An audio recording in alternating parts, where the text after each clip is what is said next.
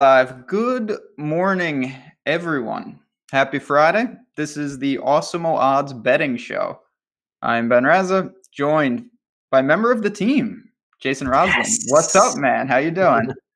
Hey man, I'm doing great. I'm super excited that golf is back and Yeah, getting to watch some 4 hours of coverage of golf in Hawaii is a treat. Of course I want to be there really, really bad, but not every year. I understand it's a long way away. So gotta pace but yourself. yeah, yeah, excited to talk about some playoff football and touch on some golf as well. Yeah, no, it was fun to get back in it. Kevin Na withdrew immediately. That put a little sting into it, but I didn't get burnt too bad by that. We're going to do all that. You talked about it's wild card weekend. We're obviously going to talk about the NFL, talk about the national championship for college football, little college basketball. We're going to be going all over the place. Low key, pretty big weekend for sports. Yeah, definitely. There's certainly a lot going on. Obviously with the playoffs starting, week 17 last week was pretty abysmal for me. And we'll go over those picks really quick if you want to from last week. Just trying to keep a track on ourselves. Now I will say, so college basketball first week, you and I killed it. I don't think we lost one of the three matchups we picked. Last week, I should have just stuck with your one game that you picked in the morning and stuck and just stayed away from the other two because Detroit ended up winning pretty handily, actually, against Youngstown State. But my two picks, Delaware just got straight up owned by Hofstra. That star from Hofstra just totally took over the game. And then IPFW had a sneaky road win at North Dakota. So both of my picks went down. Thanks for saving the card a little bit, Ben. I But do it again. Yeah, that Detroit yeah, team's hot right now. But it yeah, was. We had talked about though, and even obviously, college basketball is tough. Hofstra, they have one guy, and when he takes over, the games can get away. So that doesn't tell the full story. But yeah, no, it was a good week for me. I was good in college. College football was good. We had talked about definitely. Clemson, Alabama. Thought they would meet. I backdoored Oklahoma. I think that's pretty obvious. They were not in that game. The two touchdowns were fortunate for sure. They Yep. kept it within it. And then what did you make it before we get into everything? What did you make of the NFL last week? I know it was kind of week 17 is always a weird one. Yeah. I mean, for me personally, it was, just totally just guessing on the wrong side of where Oakland was going to come out. I mean, when we recapped the picks that we did, I thought Kansas City was going to score 30 plus points, and they did. And I just thought Oakland was going to be able to put three touchdowns on the board. Maybe KC would take it easy, but no, John Gruden wanted to get into the offseason clearly and did not care about the game. So I was way under on my 52.5. Tampa, Dirk Cutter needed to go. They should not have lost that game. I can't believe Ugly. that they did. Losing by 2, so that cover didn't win. You were dead right about the Miami Buffalo. I thought Ryan Tannehill wasn't starting, and then later on in the week he got the nod again, and that probably would have changed it for me because he has not got it done. And Josh Allen was hot. I think that you definitely could see a Chicago Bears type of transition. I don't know if Buffalo's ready to beat New England yet for that division, but I'll tell you, they are definitely coming on strong. For sure. Yeah, I'm excited. Not that I'm a Bills fan. I obviously like Josh Allen. They're putting some pieces together. I don't think they're ready just yet, but they did finish the season strong, and you got to take some positives from that if you are a Buffalo fan. So it'll be fun. Definitely 2021. I think they're going to win the division. I think that's 2 years away. Couple years, finally passing the torch after a couple decades of futility. Yeah, But couple.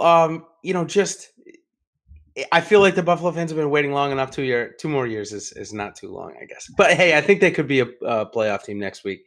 And then the last one, my one saving grace, which was my lock of the week, was the Chargers at Denver.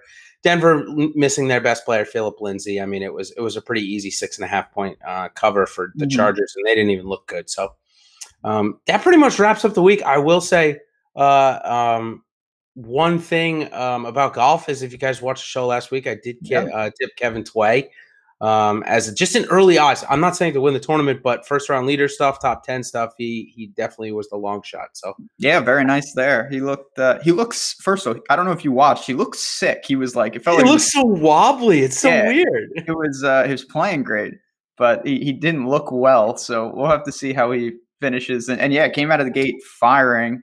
What he finished 7 under, I Yeah, believe. 767, yeah, a par 73. So we'll talk a little bit more about his sickness as the Mhm. show marches on and see if we can find something to kind of get into there. But anything else you want to touch on last week other than that college basketball destroyed me? No, I mean, I think we kind of touched upon it. Obviously, there's a lot going on. You can find all the content. I had articles going up as well. In Slack, it was fun to get some action on some different things. But you want to get right into it? We got plenty to do to break down once again this week. Yeah, I want to definitely redeem myself in college basketball. And Oh, here we go. there's Friday slates.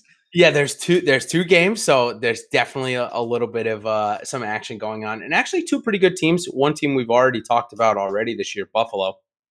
They end up getting beaten pretty bad by Marquette. Lost Mhm. by 15, but that was the culmination of a really good run.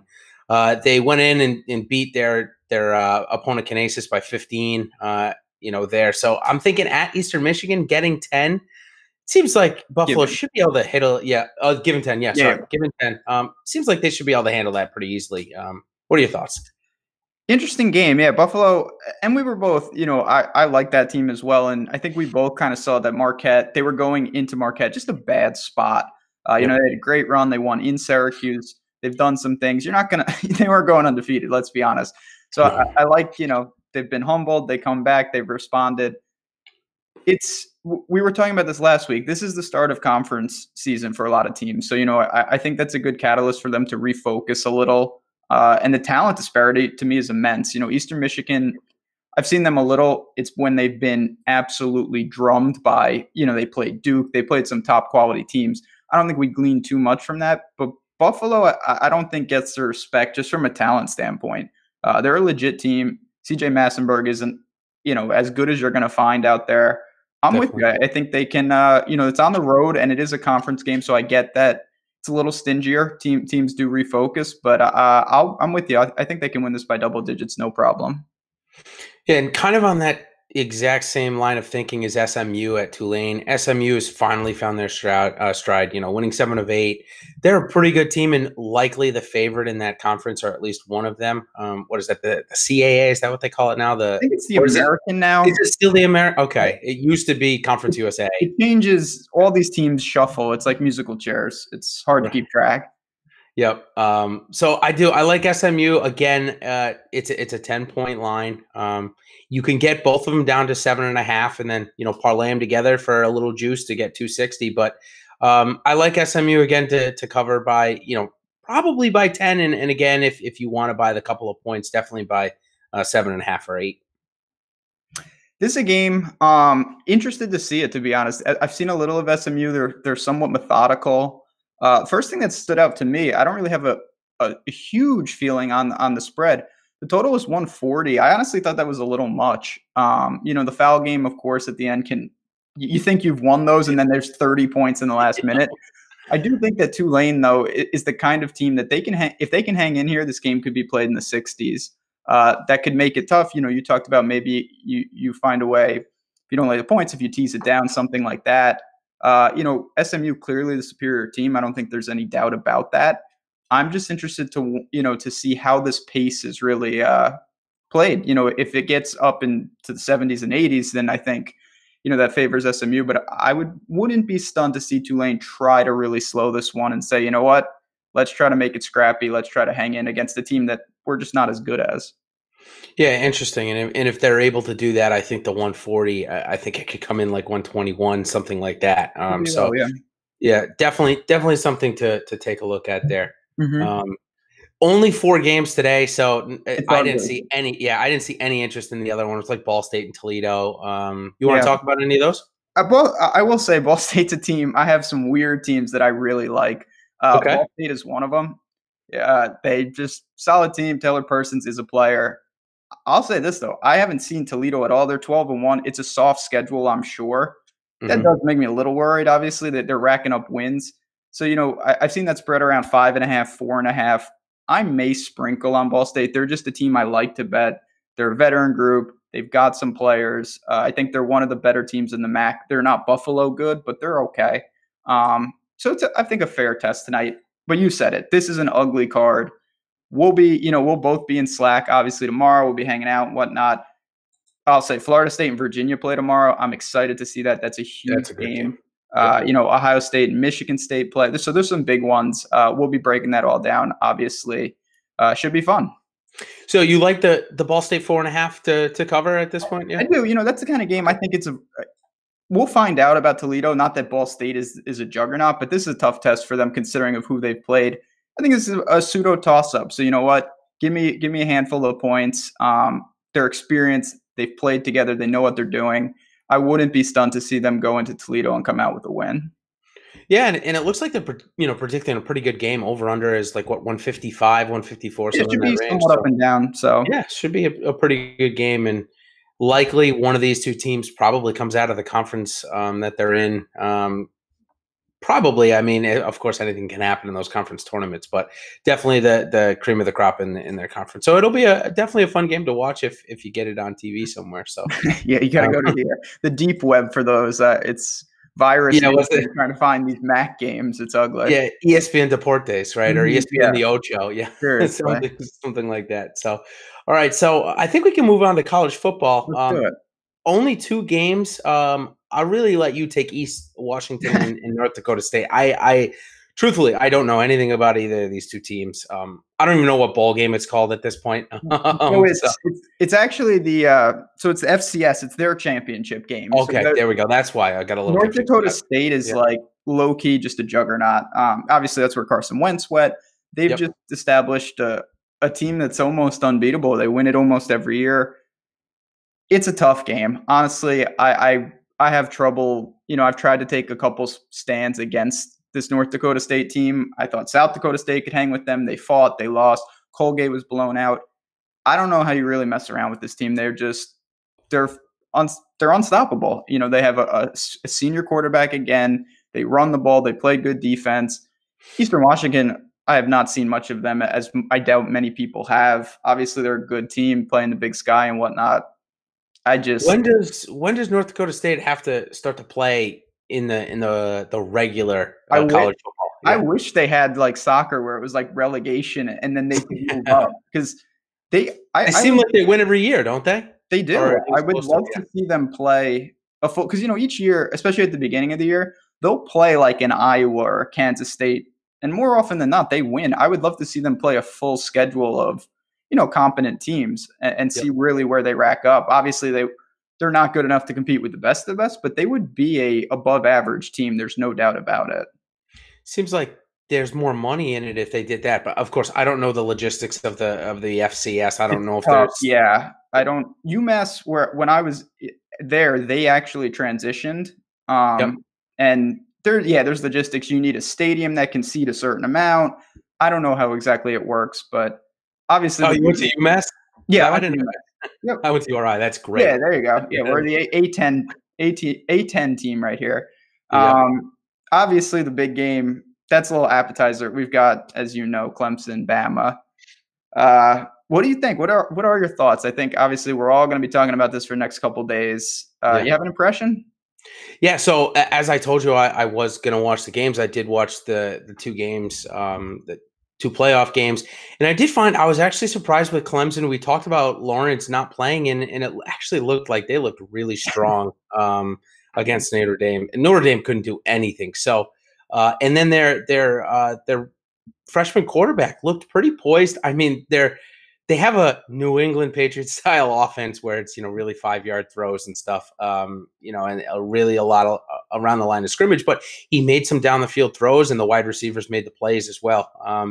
So I think that Clemson should be able to hang in this game. I saw that it's close to a touchdown. You can buy a half a point and get it to a touchdown, and it just seems like I feel like Clemson should be able to hang around. They were clearly the better team against Notre Dame, and I just think that they're playing good enough. Their coaches got them, and their coach is going to keep them in this game. So I don't know. I hope you're going to tell me that I'm right, but we'll see. I hope you're right. Yeah, I like and Chad. Obviously, we want to. I know people want to talk about the fraud that is Cameron Champ. I want to talk about that too. We're gonna get there. We're gonna get there. Yeah, we're gonna get there. I want to hear if anyone has Clemson Bama thoughts. Drop them in. I am with you. I don't want to get too hot takey, but I think Clemson wins. So I see them at 6.5. You talked about you could get by the point, maybe cross the 7, which is a key number. Totally get that. You're going to be laying maybe like minus 125. If you do that, give me plus 180 on the money line. I don't think people realize how good Clemson is, and maybe Notre Dame, because I'm not a Notre Dame guy. Maybe they're not good, and we just haven't seen them truly be tested. But that was domination. I don't know, Brian Kelly. I don't know what he's talking about, saying those were evenly matched teams. Clemson outclassed them in every way. ETN did what he did. Every facet of the game. And you talked about it. Trevor Lawrence, freshman QB, he's similar to the Patriots. They put him in advantageous positions. He's smart. He doesn't make mistakes. They take their shots. They have T. Higgins on the outside. He's a big guy. But mostly it's, move the ball up the field, wear him down. And I didn't see – I know it was Notre Dame, and it's maybe not the best team they're going to see. Obviously, Alabama is better. I didn't see a huge drop-off from that guy that replaced Lawrence. He was clogging the middle just fine. Obviously, that defensive line for them is still unbelievable. I think they're going to get after Tua, and it's certainly not going to be a blowout in my mind. I think these are two evenly matched teams, and, the traditional things, penalties, turnovers, things like that will make the difference.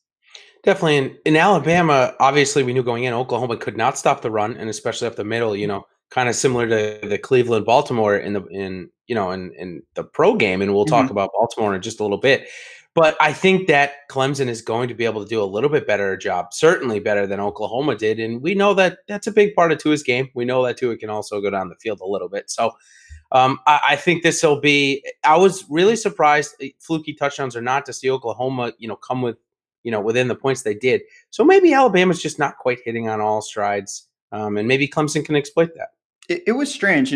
Obviously I was more on Oklahoma than most, and it was 28-0 before I even knew what happened. Yeah, after that, though, Oklahoma really did settle in, and they played well. I thought it was a pretty bad performance, to be honest, by Alabama. They were sloppy. There were penalties all over the place. That part scares me a little, because if they shore that up, there's no doubt, you talked about it, that running game, they've got three backs that they can all use, Tua and the weapons on the outside. It is what it is, but I don't think that, Oklahoma was a one-facet team. Yeah, they had a dynamic quarterback. They have no similarities to Clemson whatsoever on defense. So this is going to be a tough test, and we'll see. It's not like – I know Alabama is the juggernaut of all juggernauts, but it's not like Clemson's been a pushover. They've been there too. These teams seem to play every year now, and I think it's going to be a really good game. I'm very excited to see it. Me too. And again, I will definitely tune in for it. It does seem like, in a way, and we'll never get to see this thing happen, but it does seem like, an Alabama might be able to compete with, some of these pro teams. I don't think it's possible. I know I saw it going around. I don't think they can, but still, it'll be a good game to watch and certainly exciting. So I heard someone bring up Camp Champ, so I'll let you decide. Do you want to talk about NFL football next in the wildcard games, or you want to go into PGA? What should we do? You know what? I think we're going to save golf. I like ending it with golf. We'll get to the meat of it. We've got the 4 wild card games here. There were some interesting ones. Last week, there were some playoff style games when you had Colts Titans. That was elimination game. Browns Ravens could have been, that came down to the wire there. I thought the Steelers were going to weasel in at the end. Kind of glad they didn't make it, to be honest. So now we got 2 tomorrow and 2 Sunday. Is there a particular game you want to jump into right off the bat here? I guess we can just start with the 2 Saturday, just because we can go into the props a little bit, just because they're out for tomorrow's games. And there are some definitely, I think, exploitable lines in the props. But I want to get your opinion. One of the ones that I had a real tough time deciding on is the Colts Texans. It's a pick'em game, basically. I think it's a 1-point spread. It's in Houston. The over-under, I think, is 41. I don't really know where to go with that. So I just give me your thoughts on the overall game. I'm leaning Texans right now because I think the Houston D and Andrew Luck with the noise, at Reliance Stadium. It's called Reliance still, I think. Yeah. They change those names all the time. Yeah, seriously, it seems like that. So those would be where I'm leaning at this point. You want to help me out in deciding the other things up? Oh man, this is a tough one. Yeah. So I'm seeing we got Texans -1 over under 48, which isn't huge. It's going to be a tough game. There's something about the Colts right now. I do think it's a huge bonus that they played in a playoff style game last week, where it was win or go home. You can get on a run. We've seen teams do that. I like that they're in the dome. I know it's not their dome, but I do think that helps, especially with a guy like T.Y. Hilton. Um, it's tough though. I want to lean Colts in this one, but I have to say, I think that Deshaun Watson, Lamar Miller to me is the key. They need to establish the run. The Texans on the outside, they have DeAndre Hopkins, of course. It's a wasteland though. If Kuti can't play, I don't even know who they're going to use because obviously Demaryius Thomas is gone. Will Fuller's been gone. They're really thin in terms of weapons. So they're going to be asking Deshaun Watson to do a lot if Lamar Miller is ineffective. That's the scary part for the game. Yeah, definitely. And that brings up, I think, a few really good points in props that I want to talk about. If we saw Deshaun Watson have, I think, his most number of rushing attempts he had all season last week, 13 for 55 or somewhere in that range. They got his line at 41.5 rushing yards. Do you want to pick a side? Interesting. I'm going to take the over. I'm going to be risky there. I think is it basically a minus 110 on both sides? Is it? Yeah, minus 110 on both sides for the most part. I'll go over. I think he's the kind of guy, we saw this in college, not trying to take too much from it. When the game is on the line, when it's a big game, that's when he really rushes. He's starting to learn, especially during the year. Early, I felt like he was really running and he was getting killed. He reined it back because you know what? They need him. Obviously, now it's all systems go. And I think there's a reasonable chance that the Colts do, maybe make it tough on Lamar Miller. And in which case, Deshaun Watson may be the first, second, and third option, whether it's dropping back. And if there's nothing there, he's just going to be running a lot during the game. So I'll take the over there. Yeah, I'm leaning that as well. I have two more overs that I want to throw at you that I'm on the over at this point. Hopkins at 6.5 receptions. I just think he's going to end up with like 15 targets. And, if he pulls in 80%, 75% of those, he's going to crush that. So what's your thought? It's minus 140, so a little bit of juice there. Yeah. That's what I was about to say. I don't have it in front of me. I was going to say, if that's minus 110, back up the truck. Exactly. Minus 140, I think it's well said by you. This is a situation, I was just saying it too. They don't have that many options on the outside. So it seems regardless of game script, he's seen double-digit targets. I think it's 5 straight games. This is a playoff game. I wouldn't be stunned to see him see 15 targets. So you're saying, can he convert half of those? I'm going to lean to yes as well. Obviously, the book is saying with minus 140 that probably yes, but I don't think that's enough juice. I'll still take the over. I'm with you there. Definitely. And one of the other ones, T.Y. Hilton has been banged up. We saw it last week where he did make a long reception. So the line that I'm looking most at, and I guess we can call it a little bit of baby swag in there as well. We like to look at that in the PGA Tour. Yeah, Eric Ebron, 4.5 receptions. Just seems like he'll probably end up with 8 or 9 targets, especially if T.Y. is hurt. Got to convert half of them is what we're looking at. That line is actually plus 110 on the over 4.5. So maybe a little bit more interesting there. What are your thoughts? I'll go to the other side on this one. We'll be a little creative. I think the thing with Ebron, obviously red zone target, catch a touchdown, something like that. I see it. I'm interested to see how the Texans approach it. To me, I think it's pertinent to try to clog that middle. And you know what? You may live with and get burnt by T.Y. once or twice. But I feel like when the Colts are most effective, Jack Doyle obviously is hurt, but it's when the Doyles, the Ebrons of the world are really stretching them over the middle. So I wouldn't be stunned to see a little extra coverage, whether it's a safety or whatnot, on Ebron and kind of force luck to go elsewhere because, T.Y. is more of a burner. Maybe they make Inman, Chester Rogers, Marlon Mack, guys like that get more involved. Sure. And I think one of the other guys that you might mention, and if you're talking on that realm, is Najim Hines, their rookie. He's been kind of phased out. Do you think they go to him? Because one of the props that I like, especially with kind of these scat backs, I like to do it with James White and the Patriots, is rush plus reception. His line's at 40.5 total yards. What do you think? It's a pretty good line. It was a toss-up for me. That's why it was the last one I wanted to bring up because I really wasn't sure where I was leaning. It's game script. Obviously, if Marlon Mack gets hurt, it's a guarantee. But what do you think?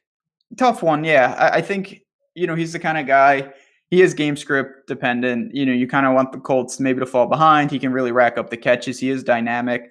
But I think they've carved out a nice role for him regardless. He is involved. It's not like he's completely dependent on Mac being ineffective. So it's just going to be, he's obviously, if you're going over on someone like that, I think you think this game goes over the 48 total. It gets up and down. If it's more played inside, that's going to be Lamar Miller, Marlon Mack territory. Yep. And I think that's a good way to, if you want to bet one side of it, it's a good way to do it. Or I guess to hedge, because I guess in reality, if you bet Lamar Miller, over 53 rushing yards or whatever it is, you better hope that he goes off for a lot of long touchdowns, and then you could bet Hines to make a comeback. So, yeah, a couple of ways to go about it. I don't love it, though, to be honest with you. Mm-hmm. You got to pick up spots with the props. It's building. It's similar to Showdown. I think it's about building a story of how you see the game unfolding, and then you fit the right pieces into that game script. Now, you got to get the script right, but that's how I try to approach it, at least.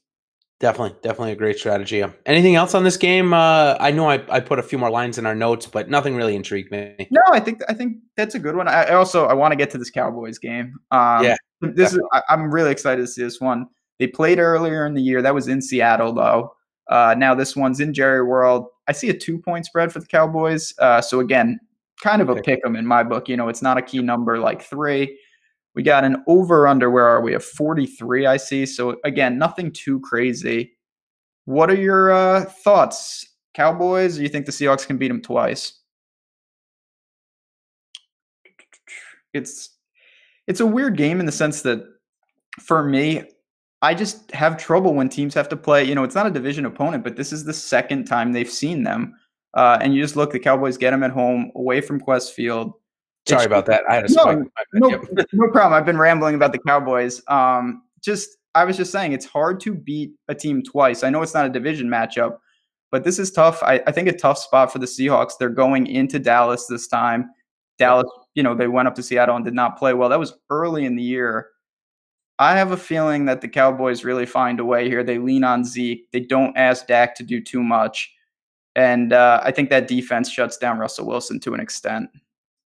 Yeah, the defense has been hot or was hot as of late. I know the Giants are not a great team, but they were coming in okay, and their defense was playing pretty good. It was a fun game to watch with Dak coming through and playing all the way to the end. Zeke not playing.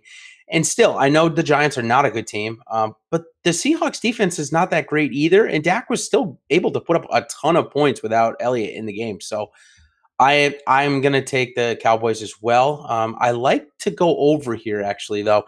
I think that the reason is because I think that the Cowboys, I don't think that the Seahawks can really stop them. And I think eventually that's just going to put into Russell Wilson's hands, which, again, going to your strategy here of using that game script, I like Russell Wilson to have to do a ton here. 21.5 rush yards is his line. I like that a lot, especially if we're going with the script that I'm talking about. Also 233 pass yards. If we're going with the script in my head that Dallas is going to run over Seattle, Seattle's going to have to try and pass to stay in the game. Those are the bets that I like. I'm with you with the rushing. Wilson's at the top of my list in terms of guys that run it out of necessity and they pick their spots. Like he has a lot of rushing upside. He chooses not to do that in a lot of spots, to be healthy, and it's incredible how he never gets hit, it feels like. I'll be on the other side of the over-under, though. I think that this game could be a little ugly. You know me, I love those unders. I'm always talking about the just slug it out type of game. I have a feeling it may go quick. If they keep it on the ground with Zeke, Seattle low-key, with Carson and the backs, they like to establish the run as well. I wouldn't be stunned to see the game, especially early. Not that I'm looking to bet like a halftime line or something. The end of the first be 3-0, something like that. Maybe it gets going in the second half. That's where I might jump on something live. But I have a feeling this one gets off to a sluggish start. And but I'm with you, Cowboys. I think at home they definitely find a way to win this game, and that's where I'm really going to be. Yeah, it's interesting that the over under for the half is 21.5 points, but looks like the over under for each team for the first quarter is only 7. So kind of seems like people already think that that's what's going to happen, or at least that's what Vegas thinks is is trending towards. So interesting. Yeah, 43.5 is the line. If you think 40 points might be it, you could buy 3 to get down to -210 if you're really that interested in it. But I'm really just taking Cowboys here. Like I said, I'm taking Cowboys in the Russell Wilson over 21.5. How about Zeke? You think he gets over 100 yards? His line is a little lower than that, but I do, and I'm not even sure it's the first time against Seattle they did lose, but he ran wild. He had like a $120, I think, and wasn't on major carries. I would expect him to have. Now it's just rushing yards, so we'll see. But if they're winning, most of his work won't be targets; it will be carries. I wouldn't be stunned to see him get 25 touches in a game like that. Not even touches, just carries, maybe 30 touches. So just by the volume nature of it, I think he does cross the century mark. Not saying it's going to be the most efficient where he's just running wild the entire game, but he doesn't seem to wear down. And that defense, it's been better than I've been wrong on Seattle the entire year. Did not think they would make the playoffs. I still think, though, depth-wise at this point in the year, that they can kind of wear them down when push comes to shove. Yeah, the line is 92.5, so I think he gets over the century mark as well. And yeah, go ahead. No, I was just say if he sees carries in the 20s, I'll take my chances. That's a tall pass to ask him to not cross 100 if he's getting 22, 23. How about 5.5 receptions though? So that's for me, that's a one where, like, if you like Russell Wilson, it's definitely script dependent. I don't think that they're going to need to throw to Zeke if they're really running it effectively, especially if they've got the lead early. If Russell Wilson comes out, they connect and the game starts to open up. Zeke has shown he can catch. It's not like years past. He really is a threat there. I personally think, like I said, I like the under. I don't think they're going to need to do that. I have a feeling he only sees about 5 targets. Now, he can convert most of them. They're not going to be deep targets. I'm just not sure how prevalent he'll be in the passing game, though. Yeah, the 5.5 seemed a little too steep for me. The 40.5 receiving yards actually didn't. And the reason being is because they do, as you kind of just mentioned, they throw screens a lot to him. And I'm just, I'm interested to see if he gets one that breaks out and maybe he ends up with 3 catches for 50 yards, something like that. So I'd be more, if you're interested in the receiving line for Elliott, I'd be more interested in going the over on yards just because he could have 1 catch for 50 yards on a little screenplay that is just run so effectively. So yeah, dynamic backs. It's tough to. There's nothing worse than saying, I think Zeke's going to have a big game, and then you bet the over rushing prop, and he has, 75 yards receiving, and you're toast. So you can look to that, but this is these are tough games. That's why these spreads are pseudo pick'ems. I know Chad Schaum was just saying he likes Seattle to win this one. Yeah, there's a lot of people certainly going to be on Seattle in this spot. It's no slam dunk, that's for sure. No, and it's tough also when these games are so close and they're basically pick'ems. Even if you take Seattle, it's just +110, which is not bad. Obviously, it's better than Dallas at -130, but still, Seattle on the road in Jerry World with Elliott coming off of a nice basically bye week. I'm gonna take Dallas here. I'm with you. Yeah, we'll get. I want to talk about obviously Sunday games. I have one game there I really like as well. But for the Saturday games, the Cowboys winning, I feel much more confident in them winning than either the Colts or the Texans. That game is a true toss-up in my book. Yep, I agree. The notes that I had was Cowboys. So let's see if we can find something different for the Sunday games. Okay. No props yet, so we don't have to focus on those, but definitely some good lines. Chargers, Ravens. We saw the Chargers going big win against Kansas City a couple of weeks ago. Obviously, he played against Denver, won again. Joey Bosa back. I think the Chargers go in and stop Lamar Jackson and win the game, and then have to go to Kansas City. Well, that's if Houston wins. You going to take the other side?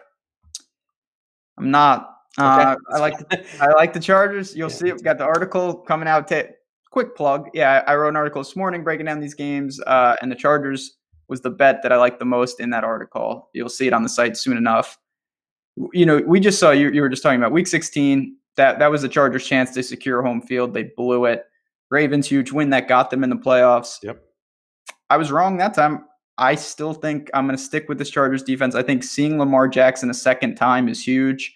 They kind of saw how the Ravens do it, and that is a unique style. There's no doubt about it. They've got to get in front. I think that's the key to the game is get in front and make Lamar Jackson have to pass. Yeah, they played week 16, right? And week 15 was the Chargers-Chiefs game. Week 16 was the Chargers-Ravens. Yep. Okay. Absolutely. So it's just a situation where I do think they do that. This is one I don't want to say it helps them, but the Chargers have no home field. No, they're 7-1 on the road. They're not going to be worried about going on the road. I know it helps Baltimore playing at home, but it's just this is not a huge deal. They're an experienced team, obviously. Phillip Rivers, Melvin Gordon, Keenan Allen, they're not the healthiest they've ever been, but they're playing. So they have their guys. Again, I don't even want the points. Give me the plus money on the money line. Yep. I will say the Chargers find a way to avenge that week 16 loss. Yeah, and at 2.5, it doesn't even really make sense to take them. I mean, you're hoping that something weird happens and, they win on Baltimore wins on a last-second field goal by less than 2 points. So definitely I like the Chargers go there. Over-under here, Baltimore let up a lot of points last week to Baker Mayfield, showing that, hey, maybe the defense isn't as elite as we've seen.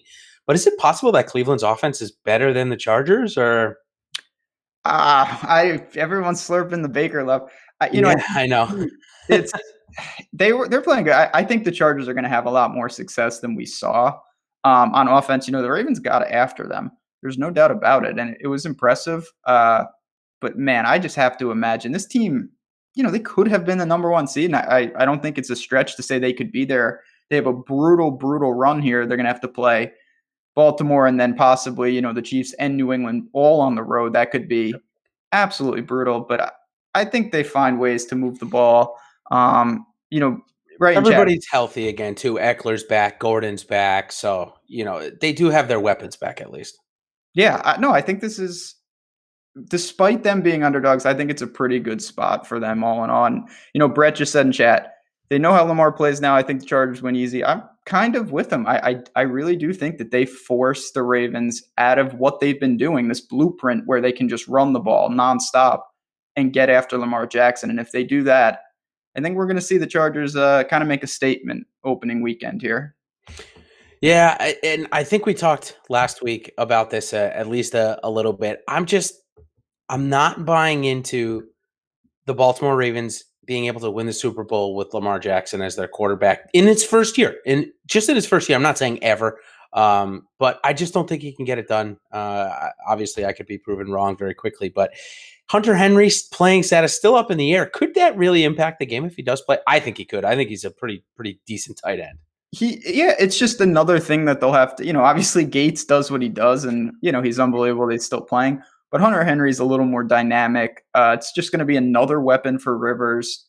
And to me, though, this game really just comes down to they need to find a way to force Lamar Jackson out of this comfort zone of him handing the ball off 30 times, timely runs, some play action. Make him have to drop back 30 times. And if you do that, and if he beats you like that, I will just take the L. But I don't see that happening.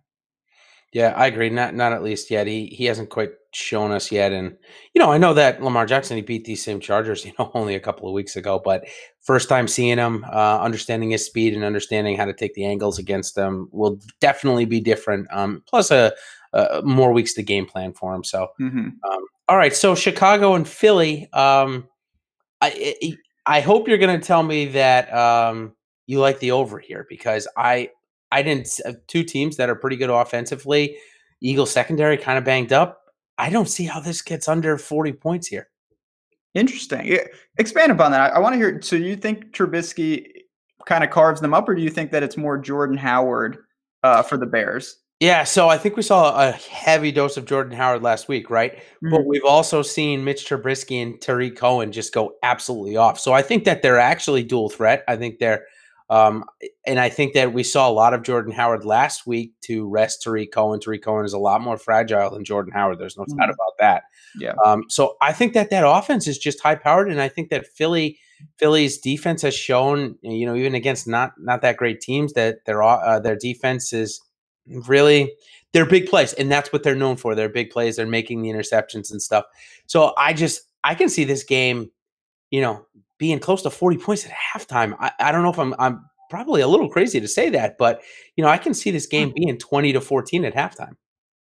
Interesting. This is a team. I mean, I'll tell you right now, I do not have a good feel on either of these teams. I thought Minnesota would walk all over the Bears in a desperation game, and they got smoked. Kirk Cousins needs to just be banished. That's neither here nor there, though. Uh, I don't know about this one. I have a feeling.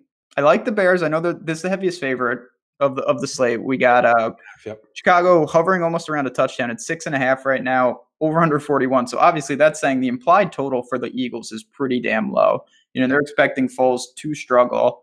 What I'm interested to see, though, is kind of what we were just talking about, is where do the Bears attack? Because the Eagles are a weird defense. They have a great front seven. Their secondary is in shambles. They have nobody left.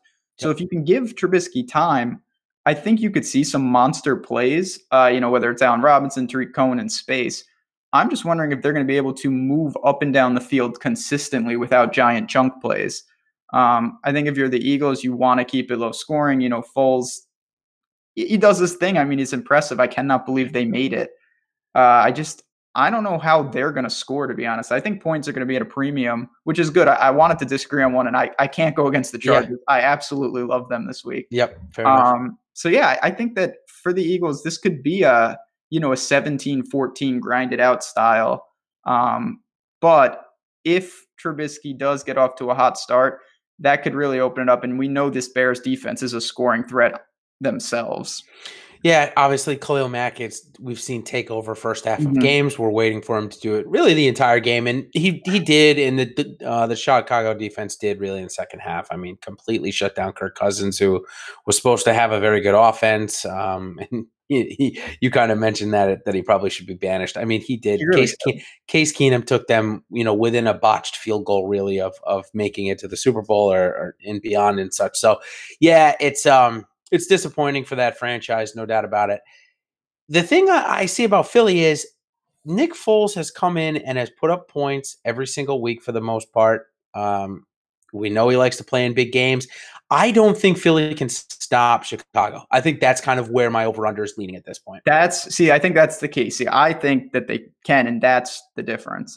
That's where that's going to be the interesting thing. This is going to be a big test, I think, for Bears fans to see where they're really at in terms of long-term with Trubisky. I know it's just one game, obviously, but he needs to be able to win games like this. Not on his own, but you got to just do enough. When you have a defense like that, he has enough weapons. They're at home. There should be no excuse why the Bears lose a game like this. I know friend of the show, Jack, in chat, is very heavy on the Bears. I'm sure he'll be parlaying Bears, Lightning, and hockey, who seem to never lose. That's a whole nother story. But yeah, I think this is one, for me, this is the most interesting game of the four. I really don't know what to expect. Want to see how the Eagles, who I didn't think would make it, man, imagine if they get on another run, how crazy would that be with Foles? Actually, I want them to, and I want the exact same Super Bowl because I want I bet you do. Yeah, I'm sure you do. God, that would just be, that would just be crazy. This would be a really impressive win if they go into Soldier Field. And totally. I can't see it happening, though. I've got to be honest. No, I'm with you. Any final thoughts before we sneak in some golf? No, I'm ready for some golf talk. Okay, yeah. Last things for me, it's just 2:30 today. I'm going to be breaking down the slate from a DFS perspective. So stop on there. We do have a 4-game slate, which is nice. I'm glad they didn't do definitely 4 showdowns or something insane. So we'll be doing that. Article. Yeah, good contest too. Yeah, they put out some quality contests. Actually, absolutely. Which is good. We'll be in Slack. You can always hit us up, Twitter, you know all that stuff. But it is the start of golf season, as you talked about. You had the Magic Eye with the Kevin Toy stuff. Are you dabbling in anything? We have some matchups today just for round 2. Anything that caught your eye? So, yeah, there's definitely some lines on a daily basis that can be exploited with the PGA Tour. And lucky for us, this one's in Hawaii, so we actually get to have the full field that if we want to break down. Normally on Fridays, when we get back to the East Coast, we'll have half the field, and the books will offer these matchups up until the tee-off time of the match. So not, when contrary to DFS, which is a lock at 3:00 today, and I did put out a showdown article up on the site today. It's nice. It's free for the first week for the showdown stuff. So come check it out. There's decent prize pools. An $8 out there with 1.5K up top. So some pretty good stuff. And I break down my model that I have for in tournament, which also allows me to kind of take a look at betting lines. And like I said, every twosome that's going out today has a matchup. So just taking a look, and one of the ones that I really like and wanted to talk about is the first one is Brooks Koepka and Satoshi Kodaira. And obviously everyone's going to say, yeah, Brooks Koepka, that's easy. We can pick that. But his line is minus 340. So it's not like you're really doing much.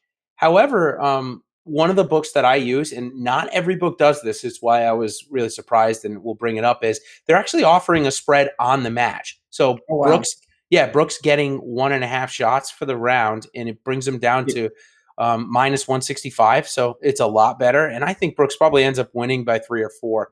I'll tell you why, too. Brooks, obviously, he was hurt last year playing the TOC, but his putting was so bad yesterday. He lost 2 strokes putting. He also lost 2.9 strokes off the tee, but that was due to 2 penalty strokes that he found. So I think those get cleaned up really, really quickly, and he's the number 1 player in the world. So a stroke and a half against Satoshi Kodaira, I will take probably most of the time. Satoshi. Yeah, I mean, that's Brooks was – I don't really have much in DFS, so I wasn't too upset. I was more mad about Keegan. We'll see. I mean, yeah, I'm sure he's not living and dying with this tournament, but if he's going to get back into it, obviously he's going to need to, fire off a 65, 66 today. We know he has that. I do like to, correct me, you're certainly obviously – super sharp with these things. I like to target things like you talked about, the penalty strokes. Like that's going to really blur the strokes gained. So, he cleans that up. You're going to see a totally different picture from the round. So I obviously Satoshi, his first time here, it may be his only time here. Good for him for getting here, but that's a different ballpark. Interesting with the spread though. My book does not offer that. So that's something you can look into for sure. Yeah, if your book offers it, I definitely like it. The next one that I like is Francesco Molinari and Charles Howell. Charles Howell is getting plus money, and I'm actually leaning to Charles Howell. Reason being, Molinari lost 3 strokes tee to green, and we know that that's the strength of his game. He actually gained 1.35 strokes putting, and we know that's not the strength of his game. So interesting to see. Obviously, Molinari is upper echelon player in the world, so that could change in a heartbeat. Charles Howell lost 2 strokes putting yesterday, gained strokes off the tee. So I just saw a little bit of juice there, and maybe a little bit of better form from Charles Howell. And maybe just the books, obviously looking at long-term form with Molinari, giving him the edge in the matchup. Have any thoughts on that one? So, yeah, I mean, I think we both, and a lot of people, obviously this is common in the industry, but for some of the viewers, obviously we're listening and checking out and aren't maybe the most prevalent in the golf world. One of the things I think a lot of people look at, including us, is, if you see a guy who really struck the ball when he was ice cold putting, that's something, it's kind of an indicator, not that it's immediately going to regress. That's not how it works, unfortunately. But it's kind of, you say, what, if he hits that, it's more repeatable tee to green. Maybe he turns around the putting. On the flip side, you just talked about it. And specifically with Molinari, I think it's a good point because he's not a good putter. So it's not like, oh, he putted well and he should. He actually should probably be losing strokes putting. So it's kind of a red flag to see his tee to green not be as sharp. You have a feeling if he plays, I can tell you for certain, if his tee to green doesn't improve, he's going to be in a world of hurt because the putter's going to regress. I think we all know that. He's not a guy who notoriously is gaining a ton of strokes on the greens. Absolutely. All right, so I got another good one, and I thought I'd talk about it since it was brought up. Webb Simpson's going out with Cam Champ today. The one I hit too, yeah. Yeah, it's basically a pick'em. So let's talk about Cam Champ for a second. Yesterday, he lost. Hold on, let me get the exact number because it was staggering to me how he's under par. How he's under par in this golf tournament blows my mind. So it's because I have 0%. That's the real answer. Cam Champ lost 3.27 strokes tee to green yesterday and gained 3.6 putting. Now, here's a guy that can literally hit the ball 400 yards. He hit the ball out of bounds on 18, which is an 80-yard fairway. I mean, really incredible. Where Webb Simpson, solid tee to green, regressed in the putting, as I kind of put out on Twitter and took some flack for yesterday before the tournament. Webb was getting a ton of love to win the tournament pre-lock, and I just didn't see it. I didn't see him competing here to win it. However, in this matchup, Cam Champ, is he the real deal? Well, this putting, it's going to regress, but his other part of his game will get better. He's way too talented for it to not to. In this matchup, though, today, I don't know that it comes back today, so I do like Webb. So, yeah, I mean, I'm quickly becoming, I guess, a Cam Champ hater just because I'm having trouble dealing with this. He's incredible. Yes, I acknowledge all that often, but this guy is putting not like a good putter, like no one we've ever seen. And we know that's not going to. Except for one guy, Jordan Spieth. But that's all right. Yeah. That's all right. So maybe he should leave the flag stick in like Bryson. But I just, it's the kind of situation, it's a glaring. I think a lot of people saw this. Webb, I also hit Bubba versus Champ today. I have Woodland versus Champ head-to-head for the 4 rounds. I just it's the kind of guy, you know what, I think we're going to have to see how he can react. Obviously, we know he's incredible off the tee. But you know what? You need to put the rest of your game together, whether it's a wedge fest here, how close can you hit it? He should not have been. I mean, he hit it out of bounds. I think it was on 16, and then he made par. He drove the green and then hit a 30-footer. It's just like, I mean, yeah, it's incredible. Oh, okay. So, yeah, that's the drivable that's a drivable par 4 on the backside where he blew the first one way out of play. Insane. Someone's backyard, yeah. It's interesting, and I brought up Spieth, and I'll just touch really quickly. Spieth has notoriously been a fantastic putter his entire life, and when he came on the tour, he ran through the tour in his first 2 years. We saw what happens though when he regressed to basically probably what his normal was, and last year he struggled on tour. Now, he was still top 30, but for him, he struggled on tour. Actually, he wasn't top 30. He was number 31. Yeah. And I just want to make note about Cam Champ and that this putting is not going to stay as good as we've seen it. So taking Gary Woodland, very smart to take Gary Woodland head-to-head for the season long.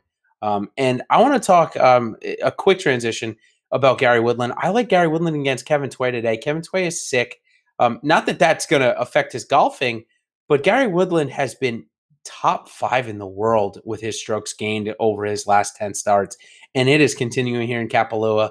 He's got the course form as well, continued course form. So I like Woodland against Tway in this matchup.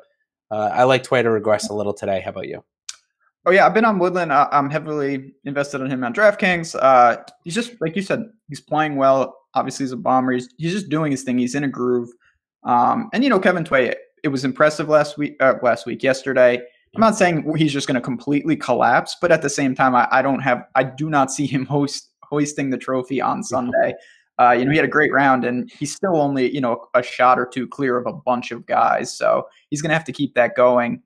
I have a feeling, I mean, obviously Rory, we all know Rory's just going to be winning. But other than that, Woodland, guys like that, I still think probably end up having a better week. So I'm with you there. I think we want to be cognizant of that. We'll see how the putting goes. Obviously, like I said, it's not as easy as, Cam Champ today is going to regress and he's going to lose the 3 strokes putting. Right. That should happen if there was justice in this world. But sadly, it doesn't work like that. No, it does not. But we'll bank on, the tee to green is way more repeatable, and Champ is living dangerously if he keeps on wide fairways nonetheless. If he's driving the ball that aggressively out of bounds and stuff, you can't be banking on 30-footers no matter who you are. Nope. And it's so funny that the first birdie of that calendar year came on Champ's 30-footer on the first hole.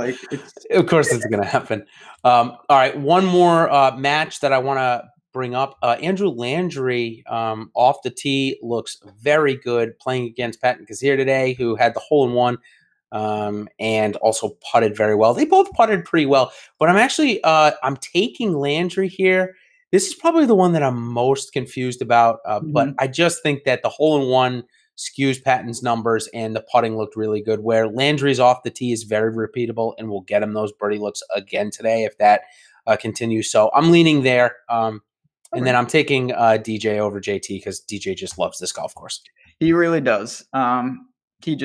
He's unbelievable here. I mean, he's just got it down to science. I'll go against you on Landry and Kazire, though. Interesting. It's a tough one. I'll agree.